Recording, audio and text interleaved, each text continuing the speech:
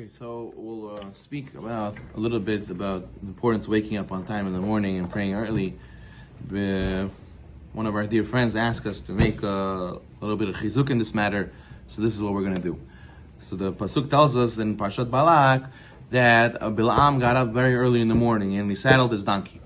And the Midrash is saying that this was like a merit, Mesirat Nefesh, that Bilam did, and that should be attributing to his success and to curse the Jews.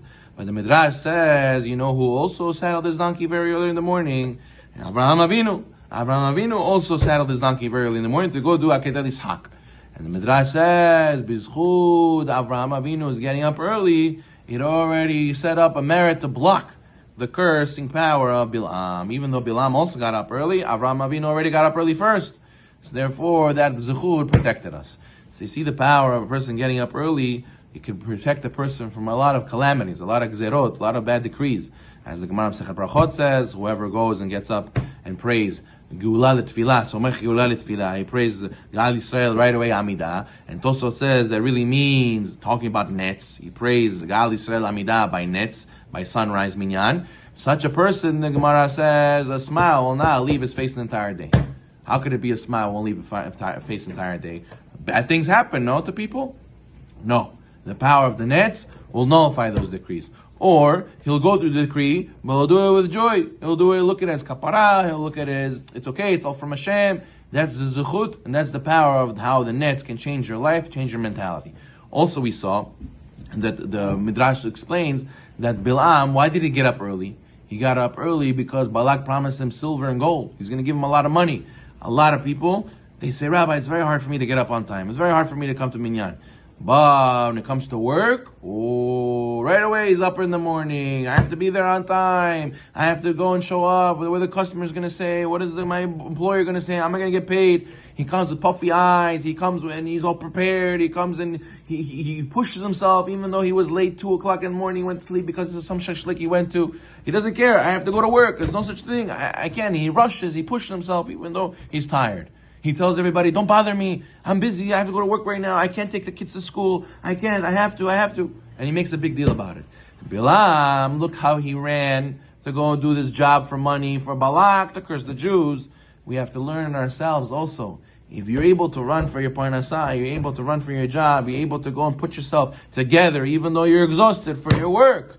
So of course you have to do it for Hashem as well. You have to be like Avram Avinu also. You get up early in the morning, saddle your donkey. If you do it there, you could do it here.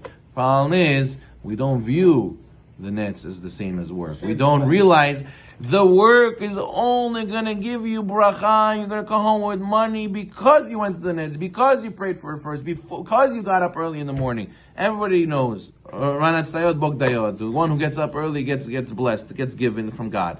So therefore, what do we see from here? A person has to know, Bilam, we learn from him, as a rebuke to ourselves, how important it is to go to the Netz. And realize, when one person comes, it affects the other person also. If a person doesn't come, it also affects the other person. The person says, he was here and he was here, where were you? Wow, everybody came and I didn't come. You're right, I have to come.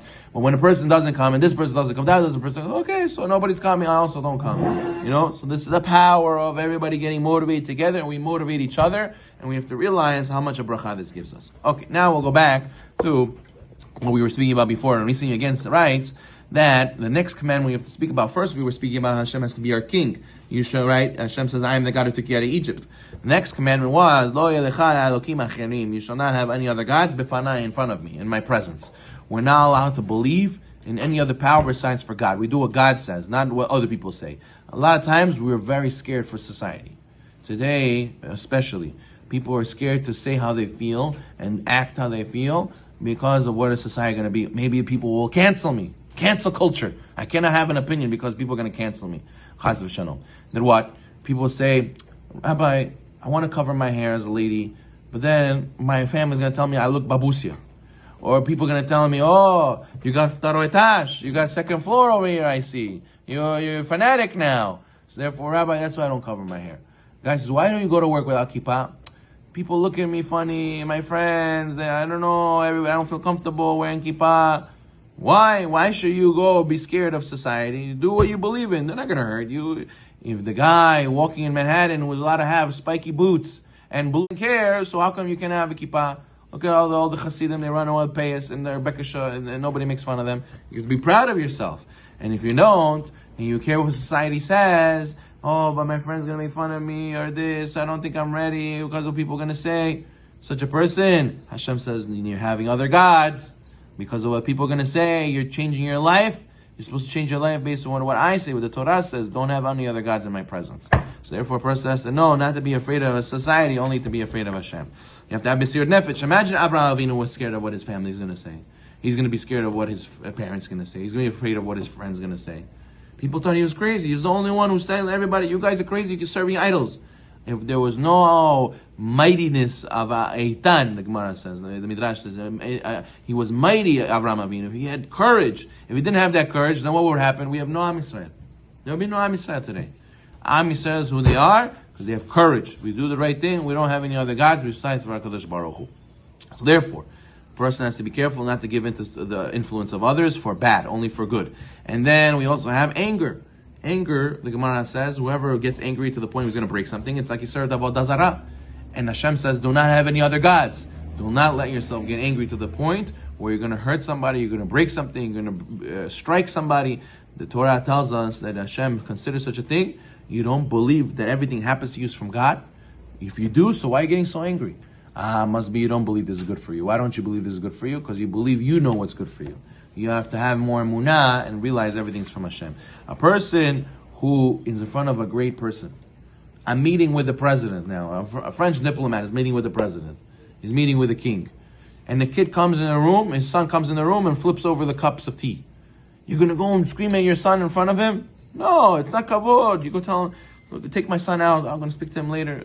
Act as if nothing happened. Kavod for the Adam Gadol, for the great person.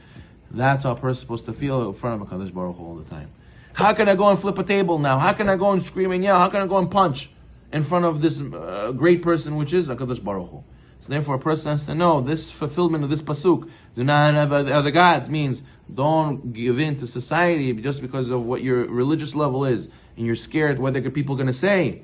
You're opposite. You should go and not care. You should do the right thing. And also second, you not have anger, do not act inappropriately, don't have other gods. Getting angry is like having another god. Baruch